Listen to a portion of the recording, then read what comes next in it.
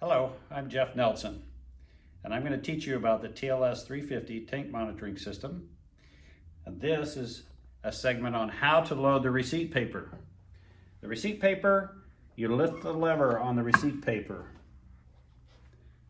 You slide the paper release lever back, you remove the paper. Pop the paper out of the keeper, do not lose the spindle. You put the spindle back in the new roll. Put the paper back in the keeper, snap it in place, feed the paper right here through between the cinch roller and the case,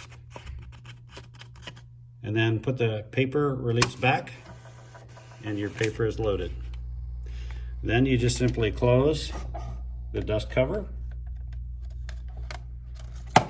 and there's your receipt paper.